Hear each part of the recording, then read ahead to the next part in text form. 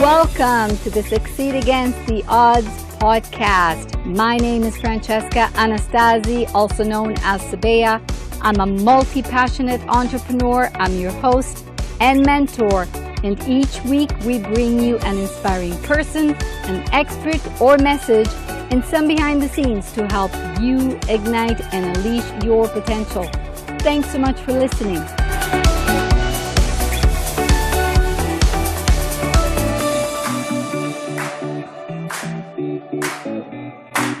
Welcome back to another episode of the Succeed Against the Odds podcast. Today, as my guest, I have Karen Otis. Welcome, Karen. Thank you for having me. I'm so intrigued by you because you have a very interesting, position in what you do. And as I said to you before we started this interview, I want to make sure our listeners understand clearly what it is that you do. So I'm going to let you fill in the blanks and tell us what it is that you do. What is your area of expertise? Sure, my pleasure. So I'm an architect by trade. I've been an architect for over 25 years, have my own firm, have done hundreds of buildings, homes, and commercial buildings. But when my life fell apart, when I discovered my then husband's 3-year affair, everything fell apart on me, and I turned to what I knew best. So I turned to architecture, and this is what led me to where I'm at today. Is I discovered that architecture has such wisdom that it gave me the skills that I usually use from home building, and I translated them to life building. And the result was extraordinary. And I now share that with as many people as I can to help them build a dramatic, beautiful, epic life for themselves. That is such an unusual combination. I love architecture. I don't know if you know that, but I didn't. Very fascinated with it. I'm constantly taking pictures. I don't post a lot of them, but I do. I just love architecture. And I never thought of the analogy between architecture and life. So this is totally fascinating. Can you give an example of some of the parallels and some of the similarities? Yes, absolutely. So, and in this whole thing, I've developed what I call the architectural method, which has 8 steps to it. To give you kind of like an overriding description or, definition of it, it's basically that, architecture is all about having a vision, right? Some beautiful, amazing vision that as a creative person, you take that vision and you mold it, define it, embellish it, and you create a reality out of that vision. Well, the same is really true for our lives. We can either just kind of go with, through the motions of our life, right? Leading that kind of mundane life where, there's a huge epidemic of over 60% of people say they are not that happy. So you can go through the life like that, or you can say, I'm going to take a vision that I have for my life and make it a reality. And I think architecture is all about taking the ordinary, what could be ordinary, but making it extraordinary, right? That feeling when you're taking those pictures, right? Where you just like, that's a beautiful, breathtaking building or space. We can do that same thing for our lives and create a breathtaking life for ourselves. That is such a beautiful analogy and such a creative way. I mean, I just love how you discovered the similarities between the two. Because you're so right. I mean, having that vision of what it is that you want it to look like and what are the building blocks, what needs to happen. And it's also, wouldn't you say a lot of that is not so much, yes, it is so much as the big vision of what it is, but it's also, but correct me if I'm wrong, but to me what makes the architecture beautiful is not necessarily the whole picture, but also all the little pieces, like the little corners, the little details. Right. Absolutely. Yes. And, when I work with people, and I'll go into after this, if you'd like, kind of how I got to this point, really, what really did happen in my life and how I put this to use there. But what I find is that people typically have 2 or 3 areas in their lives that they want to focus on. So maybe those are like the particulars or the smaller details, right? One could be career. And there's so many people out there that sadly go to a job that they don't love. It's monotonous. They feel like they're kind of wasting away. They're looking at the clock for it to hit 5 o'clock, and that Monday morning feeling is just lousy, right? And that's so sad. And for those people, they can take this whole method and apply it to really redefining what their purpose is, what their passion is, and how to make that into something they can make a living at, so that they're doing what they love and living well with that. And then other people, the other category is really, the love lives, right? We all, as human beings, want to be loved. And being alone is not really the norm in human existence. It's really about community. And then it's also about sharing your life with a partner, with somebody. So that's actually how I applied the architectural method to me. That was the part that was really falling apart in my life. And to use that method to find the love of your life is also really empowering and really successful. And then the third is just, health, well-being, all of that, how to kind of redefine your life so that you are living day to day at your most optimal level. So really those three categories. And I think those are the smaller details, right? Your whole life may not be disappointing you, but there might be a portion or a fragment of it that is. So what was the process? Like, what exactly happened that led you Right. to, I know you mentioned, the situation there with your ex-husband, but what was that? What led you? Like, share the story since you're willing to share it. We would love to hear it. I am absolutely, because I hope it helps someone. And I'm sure there's other men and women out there, but a lot of women who have experienced this. And I like to share it because I never expected my life to take this turn where I'm now, what I like to call a life builder, which is similar to a life coach, but I call it a life builder. I never imagined this, this journey. So life has unexpected twists and turns, and we have to really, look at them and see their purpose. So for me, I was happily married. I had, at that time, 2 little ones that were 5 and 8 years old. And I discovered that my husband at the time was having a year affair. And I have to tell you, my life, it was like I had never expected this. I had known him since I was 11 years old. This was so shocking. And it literally felt like, the rug was pulled out from under me. And I'm sure there's many women who sadly have faced the same thing. But I remember sitting there on the kitchen floor, just sobbing and thinking, what am I going to do to put my life back together? It wasn't just that the marriage fell apart, but the other thing I lost was my self-esteem. At that time, I felt like, how did I not see? It was going on for that long, like right under my nose. And that feeling really messes with your ability to trust your intuition. You start to think, I thought I was so intuitive, and I'm like, how did I miss this? I like to say I felt like a pinball in a pin machine, where life's throwing something at me and I'm just reacting, right? It comes this way, and you dodge it this way. And so what I did is I started to realize, as I was starting to date and feel like I was at the mercy of all these other people, that the guy wouldn't call, then I'd be like a mess and depressed. My life was spinning. But my professional life as an architect was beautifully smooth and my career was flourishing. And I realized, what is the difference here? And the difference is that in my personal life, I was, like I said, just reacting. Well, what's interesting is you take those letters and you scramble them around. And in my professional life, what I was doing was creating. And being able to create my life rather than just reacting was a tremendous kind of aha moment. And so I applied what I knew from architecture, and I thought, okay, let me approach this like I do a project. Like, I build buildings. Why can't I build a life?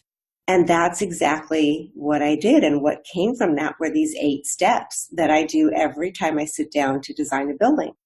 And then it began applying it to my life. And the outcome was, just phenomenal. So yeah, and phenomenal meaning that I did find the love of my life, which is not the type of man I would have dated before. So this is what architectural thinking does for you. It's a very different way of thinking, and it creates very unexpected outcomes that are much more aligned with what your soul really wants, because it's very intuitive.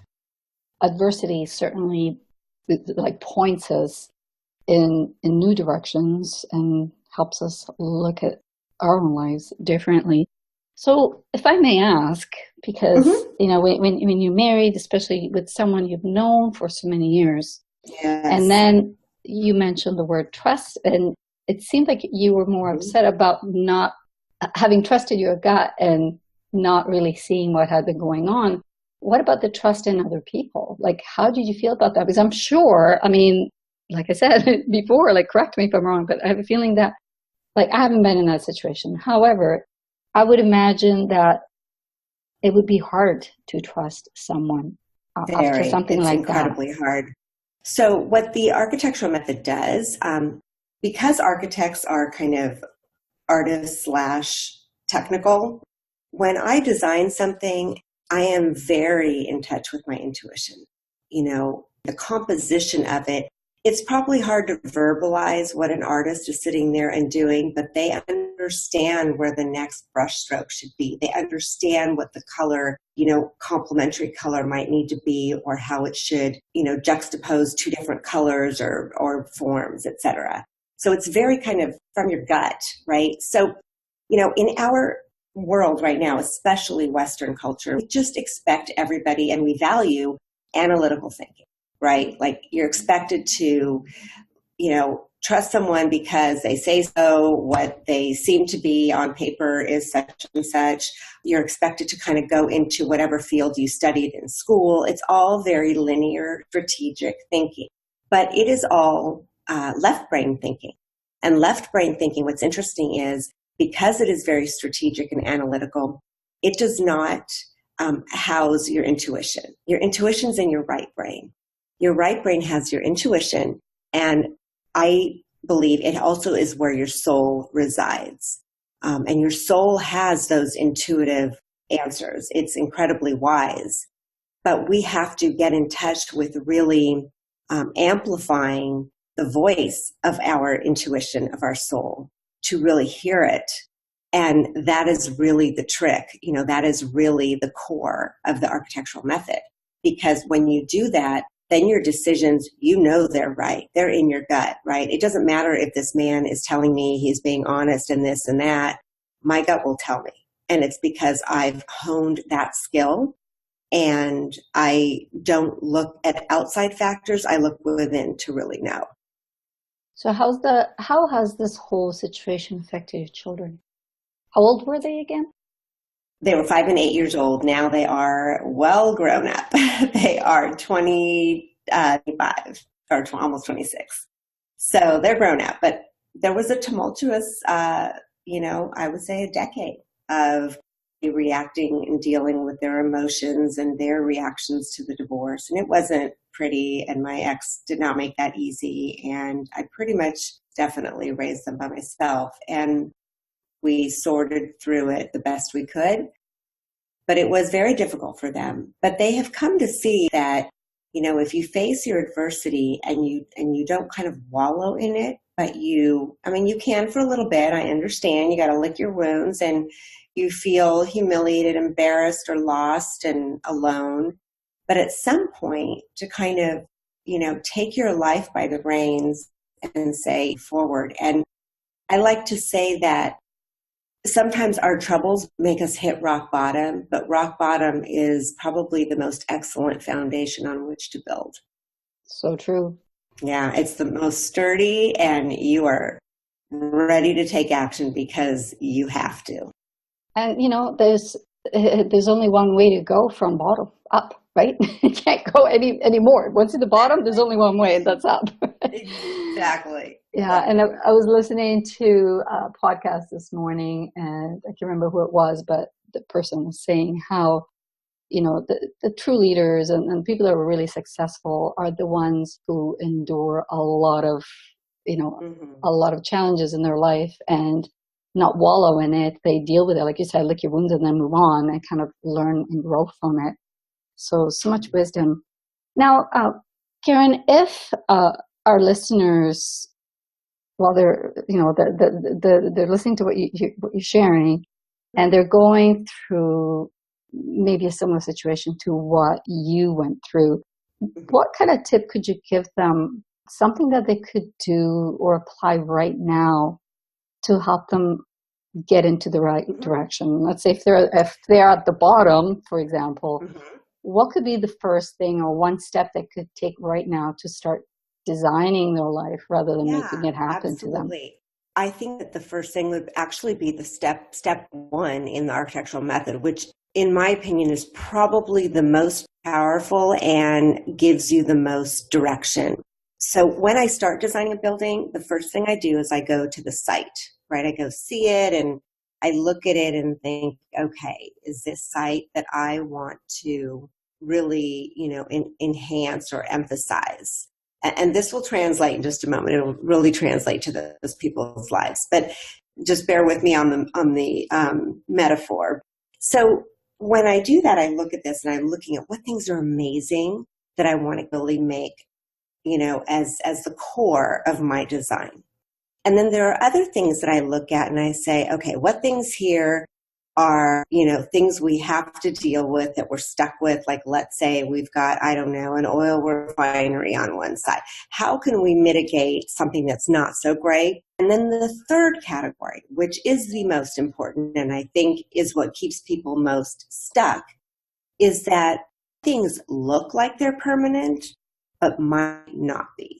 Okay, so on this site, is there something that you could demo, that you could demolition wrecking ball to because it isn't serving you, but it looks like it's fixed, like it is, permanent. And that takes some kind of out of the box thinking.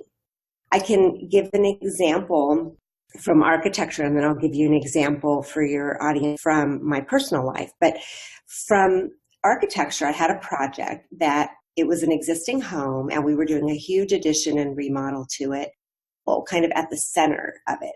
And the pool was dilapidated and not so great and would need a whole lot of repair. But the clients had thought, we want to have a pool, so let's keep the pool. Well, no matter what I did, that design would not flow. It just would not. Like, the circulation didn't flow. The pool just didn't feel like it was in the right spot. Yet I was thinking of it as a fixed permanent part of my site. What I did is I had to think, okay, for the moment, let's imagine I remove this pool and we rebuild it somewhere else, probably the same cost because it was so dilapidated. What would happen? And so I looked at it as not permanent, possibly temporary, and seeing what would happen. The result was amazing because that was basically keeping the design stuck. Okay. And the minute I moved it, everything flowed and it made room for something new and much better. So in terms of life, your listeners, they need to look at what in their life right now is permanent that they love. Maybe it is that they want to stay living near family, or they love their career, or whatever it might be, or they love their partner or spouse. What is it that is permanent that you want to enhance? What things could you remove that aren't really serving you anymore?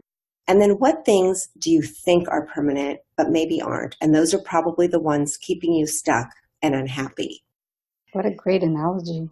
Yeah, so for my personal life, this was a biggie because, so I met Jeff, the love of my life, and we've been together now almost 8 years. And when, we met, we each had kids that were younger. They were like teens at that point. And, he lived about an hour away from me. And, it's kind of tricky when you're dating and you're both working full time, and that distance gets tough. And we could pretty much only see each other on weekends. Well, after a while, the kids were off to college, and I was sitting there going, okay, love my house. It's beautiful. Love it. Yeah, whatever. Why am I still here and he's over there? And we wanted to move the relationship forward. I felt like I'm never leaving my house. It was the one thing from my divorce that I hung on to, like with claws, right? Like I don't want to lose the house. I want the kids to have this home forever and feel grounded. And yet he loved the city he lived in, wasn't really ready to leave it. So we were kind of stuck. And I had to think, okay, what in my site study is really a permanent fixture on my site? And yes, it gets scary when you do that because you kind of have to go, okay, don't panic. I was like, I'm letting go of my security blanket. But it is always scary when you are kind of thinking out of the box and trying to take something you think is permanent and a core of your life and possibly moving it. And when I did that, I sold my home. It sold in a day at top Wow. price. And yeah, so it was like the world aligned for me beautifully. The universe was definitely on my side. And then Jeff and I took almost to the ground and rebuilt a beautiful home that we both share now. So that's the example I can give to your listeners. Really, really dig deep and fight the urge to say, well, everything is as it has to be. Like, I have to keep this job because I have to make a living. Well, that's not a good enough answer. Say, well, why this job? What do you love to do? How could you, extrapolate that into a worthwhile and lucrative career? So those are really, and that step is really powerful. Totally is. It's like you can't hang on to the past and be able to move forward or as fast as you want because there's something attached there subconsciously that holds Mm-hmm. you back. It's not even the physical location per se, but it's what's associated with it. Right. Yeah. Because that was, really worked. These 8 steps changed my life. And I've worked with so many people and now it's changing theirs. And it's changed hundreds of people's lives that I've worked with because they've really taken a new look at their life. And when you look at it, you're listening to your soul. And if you're doing that, that's the only way to guarantee you're going to be happy.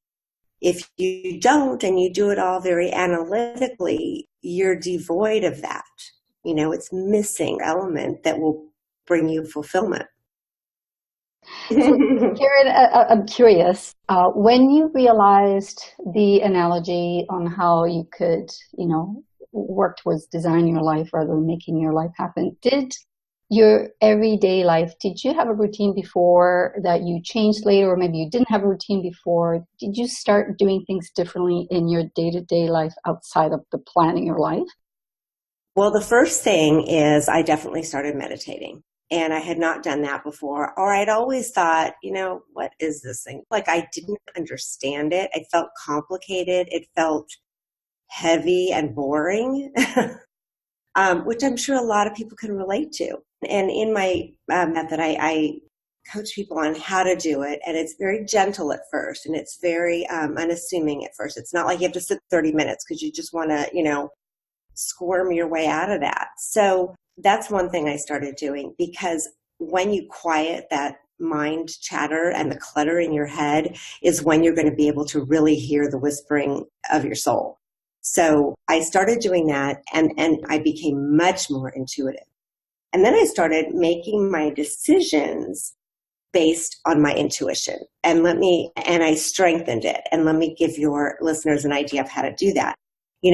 When you want to make a decision, instead of just thinking it through, I stop and I just sit with it for a minute, close my eyes, get in touch with like my core, my heart. And I think, if I do this, what does that feel like? Now, with enough practice, you're going to get 2 very different responses.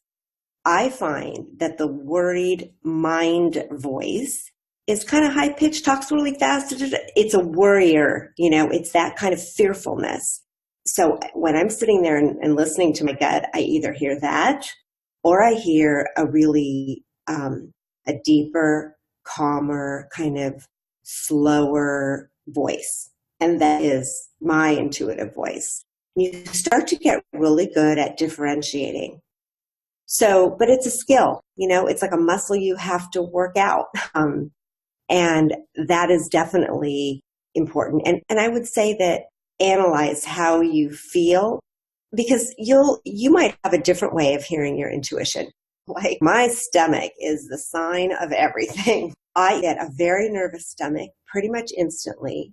Everybody's a little different. They get the butterflies in their stomach too, or they may have something else. So be in touch with what it is and really try to decipher between your mind chatter and your intuitive voice. Great tips. And I never even thought Yeah. about is that I just only recently started this whole meditation thing because like you, it was this, my brain can't sit still. Oh, I don't have time for this. I made everything Right? in the world. It was like, I can't just sit there like, and only Yeah. practicing this. So I totally understand what you're saying. I never even thought about paying attention to what does that inner voice sound like. Is it nervous? Where is it coming from? Is it tension? Right. Fear? Is it really good gut intuition? So thank you for those tips. That's a Mm-hmm. really cool way to look at it and start paying attention a little deeper. Yeah, great tips, Karen. Thank you so much. And have you ever Oh, you're welcome. received a piece of advice, whether it was for life or in business, that helped you so much that you would say, this Hmm. was the best advice I've ever received, and I'd like to share? I'm thinking I've had so many, especially when I have embarked on this life building. I love learning, so I probably have read and listened to so many people with amazing advice. Let me see, probably one would be that, I listened to I don't remember who at this point, who said, life gets richer when you have purpose and meaning behind it. And I think that to me that just stuck. That thought really stuck for me. And I I think that when you do have this kind of higher purpose, or you evaluate what is it that would just, make you happy at the end of your life, if you could look back and there was one thing you did that really just made you feel like you served your purpose on this earth, that will give you meaning for the entirety of your life. And that resonated because, I think architecture is very similar. I've always felt that if you design something powerful with meaning, that when someone goes in to experience it, they get it. They feel the way the light comes in the space. They feel the textures and their soul is connecting to that building's soul. When that happens, that is magnificent. And there are a lot of buildings that just don't live up to that. And there are a lot of lives that don't live up to that. So I like to say you've got one life to live. And I do think that that person that told me that, which I wish I could remember who it was, had it right. The minute you put purpose behind your life, you put meaning into the entirety of it. Yeah, it's totally a game changer. Thank you for sharing that. Now, Karen, you had Yeah. mentioned to me before we started this interview that you had a gift you wanted to give our listeners. I do. I have a gift for them to at least kind of get started, dip their toes right into the process. And it kind of through what the 8 steps are. It's called Life Inspired Blueprint. And they can get that if they just go to Life Inspired Blueprint. You can download it there and then be on your way to really starting the steps for yourself. It will clarify what that first step is, which is site study. The second step is history, et cetera, and it will get you on that track. One other thing I would love to share with your listeners is a little bit about that history. The second part, if you have time. Yeah, sure. Okay, so after we do our site study, the next thing is to really look at, in architecture, I'm sitting there with my design ready to start, and I look at the historical models that came before it. Let's say I'm doing a modern contemporary home. There's a whole lot of history to architecture that went from something much more compartmentalized to Le Corbusier's very open plan. Things evolved, right? We started out with Egyptian and classical architecture to Roma, et cetera. And that progression is all part of the rich history that leads architecture to where it is today. This absolute same thing applies to us as human beings. We're not just here without any of our past having affected us. Obviously, our history molds us. How you were raised, what your upbringing was like, what your childhood was like, what your experiences in life have been.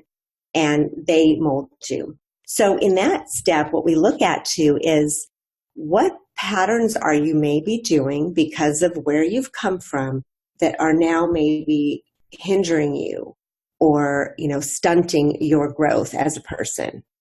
And from my personal life, my history was a shocker because I had been, out there dating, trying to get it all together. And I was realizing when I did the history part, I realized I am picking the same type of man every time. And if I would kind of put them in a category or stereotype, I would say I was picking the men that were charming and smart, but they were somewhat like adolescents. They weren't in terms of age, mind you, but they were in terms of their thinking. Like they looked to me, I'm a nurturer, and so they wanted me to kind of nurture and help fix their lives. And almost all of them had something that they were really struggling with. And what happens is that's a really tough dynamic because, women that are strong women think they need less strong men to be with or that you're going to butt heads. And that's actually super wrong, completely the opposite. Strong women really need equally strong men. But that the confusion that people get into is they think that controlling is strong. And it's absolutely not. Controlling is very weak. But a strong man is one that is grounded, knows his purpose, knows who he is, very comfortable in his own skin, and doesn't need you to fix them, doesn't need that from you, but loves sharing life and time with you. So when I did that, I realized I was constantly repeating this pattern, and every single time the relationship would fail. I was like queen of the 6-week relationships. Because after 6 weeks, I'd realize it and I'd be like, this is not working. When I met Jeff, he's completely different. He's nothing like the men that I had been dating. And I think had I not gone through this history step, I would have seen him as too strong for me. And would that be controlling? And it would have scared me off. But he is exactly what I needed. He has that same strength. My success or goals don't intimidate him. He has his, and we share a vision that is one that we are both in. And that's a huge difference. So I just, you got to look at where you've come from to know where you're headed. Yeah. And it's so important to, like you pointed out, to understand the difference between control and strength, because they're not the same thing. No, in fact, control comes from a weakness, really, right? Mm-hmm. It comes from someone who needs to show that off or, kind of compensate for it. Absolutely. It's not necessary. Right. Yeah. So much you're sharing. Awesome. Lots of nuggets in there. Lots of valuable insights. So thank you so much, Karen. Was there anything else you'd like to share before we go? I released a book that came out in April of this past year called Architect Your Epic Life. It's on Amazon, Barnes & Noble. They can get it, but they can also get it from the website, which is of the same name, architectyourepiclife.com. And if there's any insights they want to share from having heard this, I'd love to hear it. So email me, which they can do from that site. And I'm always looking to meet more people and share this wisdom because it does feel to me that that's the reason I went through that adversity. And, to put it to good use is what I'm called to do. It feels right. So thank you so much for letting me share all this. Oh, you're very welcome. Thank you. I think this is, what a beautiful way. I'm really fascinated by how you've combined the two. It is so unique. I don't think I've ever heard of anyone else using architecture as as an analogy for life, and right. So thank you for doing that, not just for doing it for yourself, but for sharing it with others and helping others create a vision and a plan for their own lives and design their life. Right. And hopefully it will lead to a lot more epic lives out there and a lot more people able to say that they are happy. Yeah. And hopefully the ripple will continue on so they can pass it on too. That's the whole point, right? Right. Absolutely. Yes. It would be nice to see that change happen. Well, thank you so much, Karen. So once again, what is the website? If people want to reach you, the best place to reach you directly is the same as the book, or? Yes, it's architectyourepiclife.com. And again, for their gift, they can go to a different site, which is lifeinspiredblueprint.com. Okay, we'll have those links in the show notes. So once again, thank you so much, Karen. This has been great. Thank you, Francesca. I absolutely enjoyed it. Thank you so much for listening. If you enjoyed this episode, please pass it on, and it would mean so much to me if you would leave an honest review on iTunes. I'd really appreciate it. Till next time, embrace your magnificence.